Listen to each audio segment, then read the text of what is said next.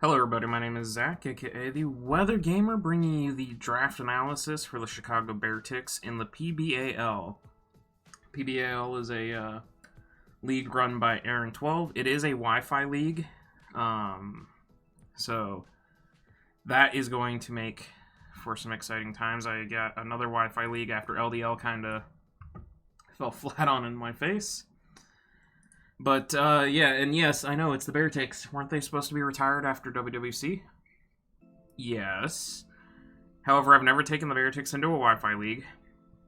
I also have 4 leagues running right now, so I kind of needed to bring the Beartics back out of retirement to give them or give me 4 different logos, so I wasn't having, the Corviknights in 2 leagues and then people getting confused, well, what's going on? 2 different teams, yada, yada, yada. It's the same reason I commissioned 3 draft leagues to begin with. So, yes, the Beartics are back, up and running. The coaching roster is pretty stacked. A lot of familiar faces here from previous draft leagues. Let me just pull them up real quick. I need the ranking because that's the easiest way to just open up all the team pages. Whoop. So the Roman Polions is Aaron, who I played in LDL a few weeks back. Don't need to open my own page.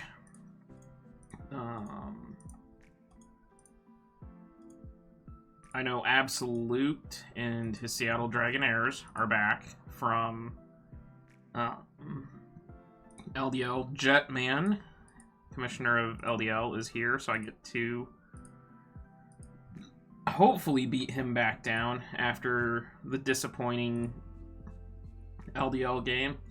The Choice Specs, who I don't know, Ruit and his NJ Brobats. Ruit and I played back in APA Academy Season 3. I don't honestly remember that match, but I do remember playing him.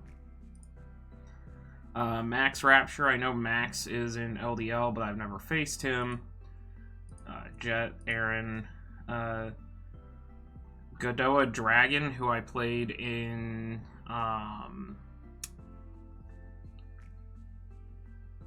PGP, the Pokemon Glory, run by Panther. That was our team thing. Bloody, I don't know. Playmaker, I do not know.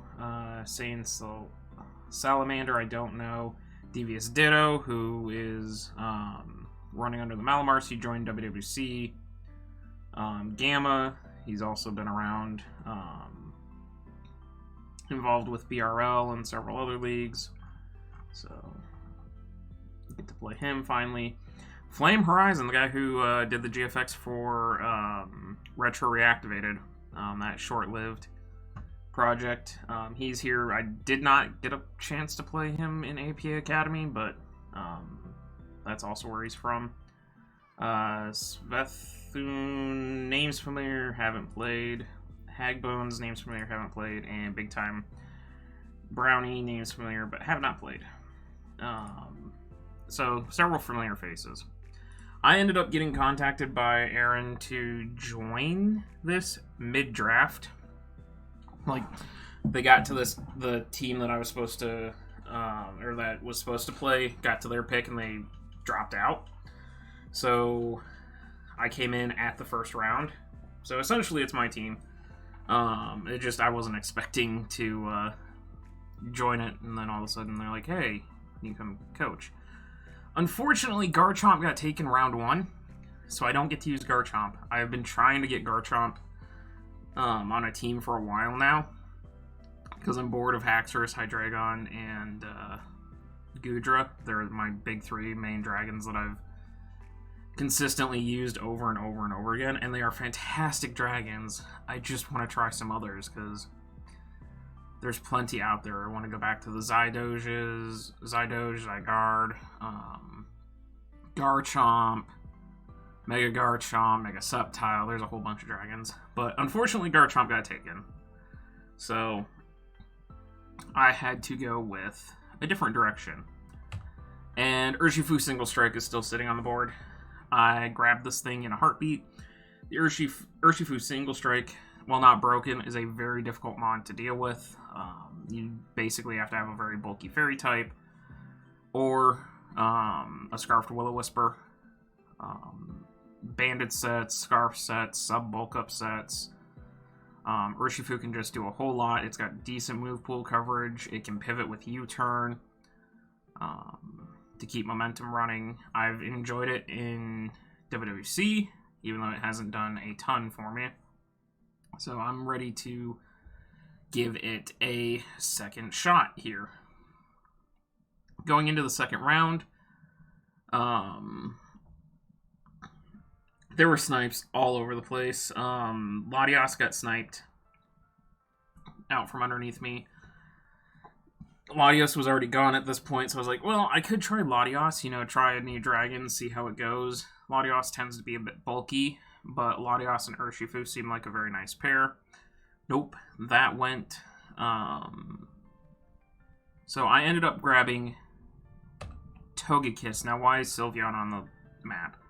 Because post-draft we made transactions, and I also traded with another coach that drafted Sylveon. I was going after their tier 5, which I'll talk about when we get to that point. But in order to get that tier 5, I had to draft a tier 5 for them. And then we made a swap where I would send Togekiss and the tier 5 they wanted, and they'd send me Sylveon and the tier 5 that I wanted. So, but I did get Sylveon here. I was going for double flinch hacks like I had in NCL because I was going to take Jirachi for a steel type. Unfortunately, Jirachi got sniped. Salamence got sniped. Zygarde 10 got sniped. All within the next round. And so I was struggling to figure out what to do about Dragon type, and I ended up just punting that down the way for a while. But Sylveon here is a really nice, and sorry, I just have something stuck in my throat this morning. I don't know why. I'm using Sylveon in another league. I don't know if that draft analysis went up before or after this one, so spoilers, potentially, that I have Sylveon. And I'm loving it. I don't tend to use it as a defensive mon. I like using offensive Sylveon. It's got some pretty neat tricks, and I think Sylveon might actually become my favorite evolution to use in Draft League. But we'll see. It does have a fantastic SpDef stat. It does have a very good HP stat for Wish Passing. It can be a Cleric. Obviously, Hyper Voice Pixelate is its strongest stab. It does have Mystic Fire to check Steel types coming in. Calm Mind sets can potentially run up on people. It does have Shadow Ball too. I know that for notable move. But yes, Sylveon. Excited to use it. Gives me a nice fairy start to my FDS core. Speaking of the FDS core, I picked up Kartana. Now, this was originally Goodra. Like I said, Latios got sniped, Zygarde got sniped, Salamence got sniped. And so I was like, well, Hydreigon was gone, Haxorus was gone at this point. All the big tier dragons except for Goodra were gone. I was like, I could draft Goodra. It's going to double up my speed tiers at the time because I had Togekiss. But post-draft ended up flipping Goodra for Kartana because I was able to get the points back from some other picks. Kartana, I've only ever used it once. I used it in WWC Season 2 or 3. I think it was 2. Because 3 was the Ubers League. Yeah, I didn't have it in 3. I had it in WWC Season 2. I enjoyed it for what time I had it. I know Scarf sets and Banded sets are pretty common.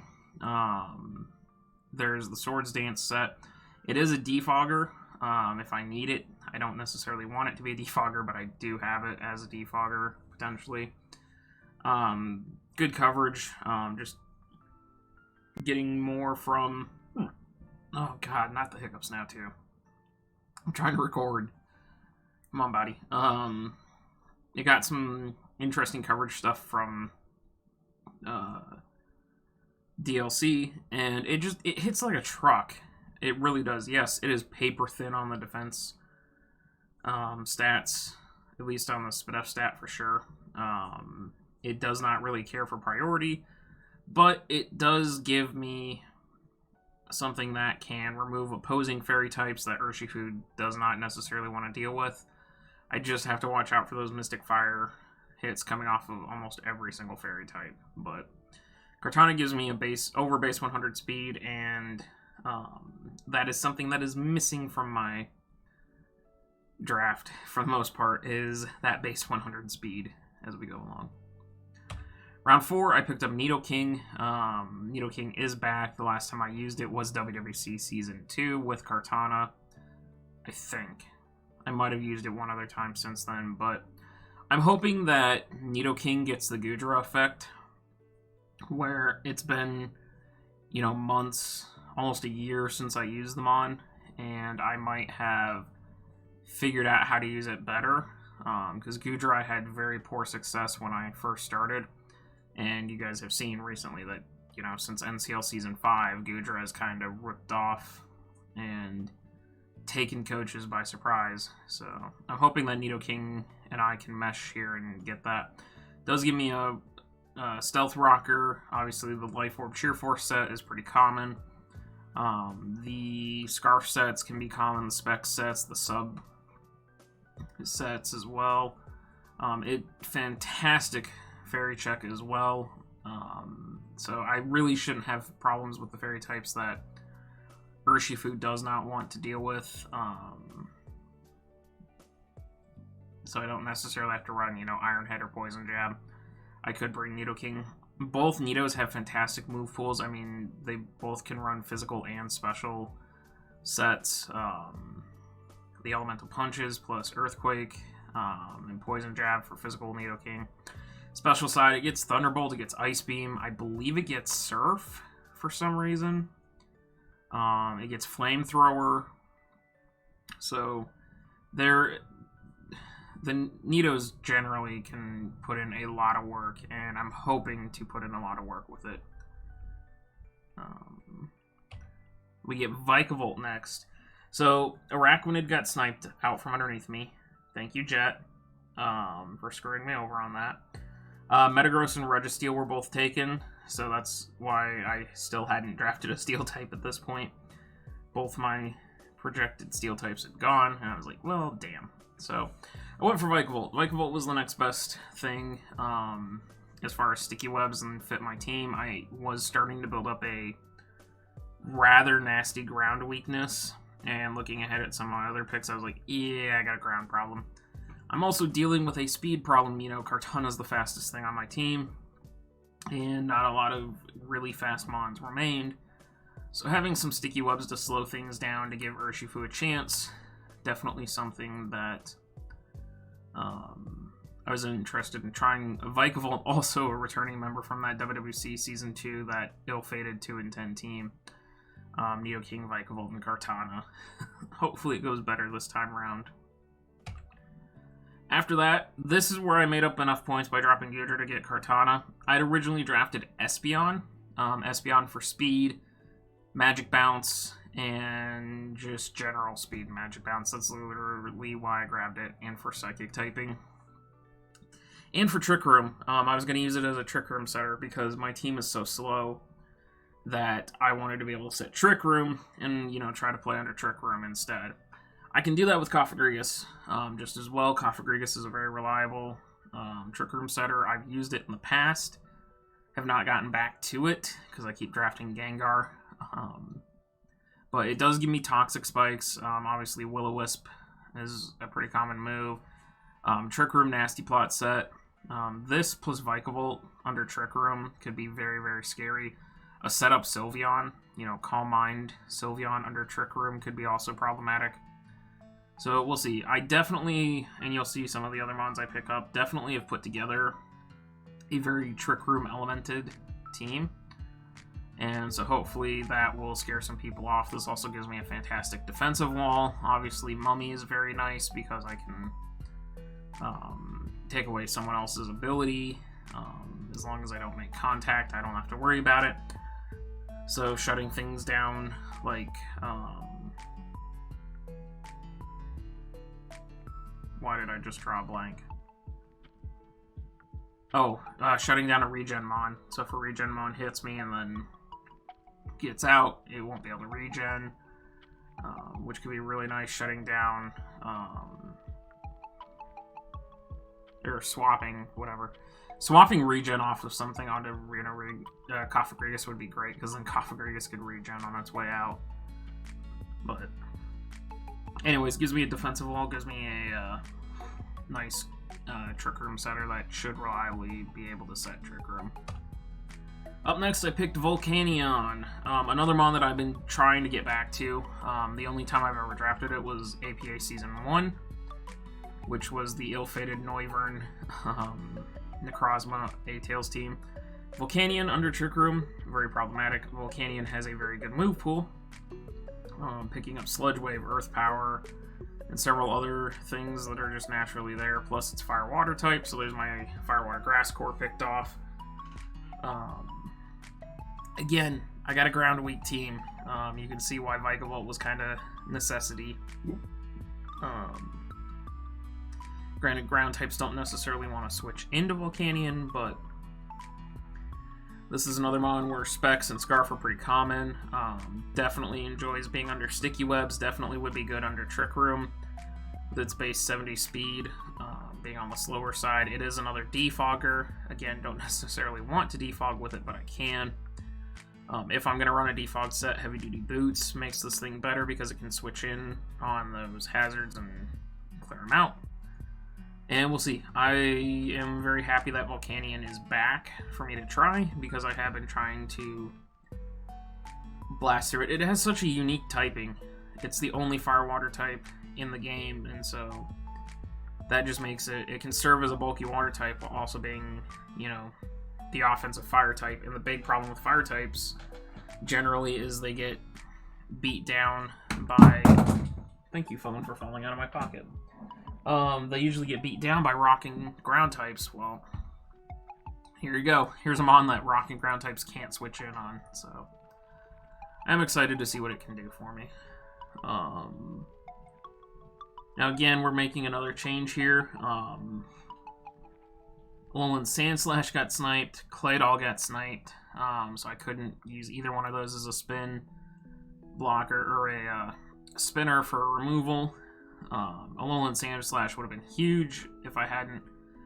It would have not made me pick up Kartana, because I would have gotten my Ice and my Steel type right there. And A-Slash also gets Spikes, so it would have provided me great hazard. But alas, it got sniped. So I ended up picking up Togetic. This was originally Abomasnow, and the Abomasnow pick was a mistake, which is what forced me to make the trade, because the mon I was meaning to pick went right after I picked Abomasnow. But anyways, I lost Togekiss, so I went and picked up its baby form in Togetic. I know Togepi, but, you know, next stage down, Togetic. Which is fine by me, because Togetic basically does everything just so much slower. Eviolite Togetic never dies. That thing is just about impossible to kill, unless you get Toxic off or knock its Eviolite off. I do like having Double Fairy here. Most of the time when I draft Togekiss, I like having a second Fairy type to back it up, because most of the time Togekiss can't fit Dazzling Gleam on. I usually have to run either Toxic or Thunder Wave, or something else, so having the ability to have another Fairy type to serve as the Fairy type while Togetic can serve as its, you know, flinch hacks situation functions really well. So Togekiss Light in Togetic. I've got this combination elsewhere, and it seems to be doing decent enough, so we'll give it another shot here to keep rolling. I've also used Togetic before, apparently. All the way back at the beginning of my career, I had Togetic on that team, so... Speaking of returning mons, I have Noivern. I'm not particularly thrilled. Of all the mons on this team, I wish I could change Noivern, but there's just nothing out there for dragon types for me to do that with. And also, if any mon is going to experience the Gudra effect, whether it be Nidoking, Noivern, Kartana, Volcanion, or Vikavolt, I would love for it to be Noivern, because I have tried to use this thing so many times, and it has not worked. APA Indigo Season 1, it failed miserably for me. I dropped it in another league. I've got it here. It did not work out too well on my LTPL team before I dropped out of that. I don't know. Noivern puts in a lot of work versus me, but I don't put in a lot of work with it, so we'll see. We'll see what I do with it, but I do not know what to do. So then coming into the last pick, I was going to try and take Armaldo. That was the mon that I was supposed to trade, was Armaldo. It literally got sniped because I drafted Noivern, not realizing that nobody could draft Noivern between my next pick, that pick, and my next pick. Nobody had the points to do it. So I could have drafted Armaldo instead and made that mistake. Luckily, the coach I traded with said, just grab Tangela and I'll trade you. So I actually drafted Tangela as my last pick, but we made the trade to give me Aurorus. Aurorus was the mon I was trying to take over Abomasnow, and somehow the site just put in Abomasnow for me. It is what it is. But Aurorus, I'll try it. I don't necessarily think it's going to be a hail setter for me. I have no reason to set hail and chip myself down.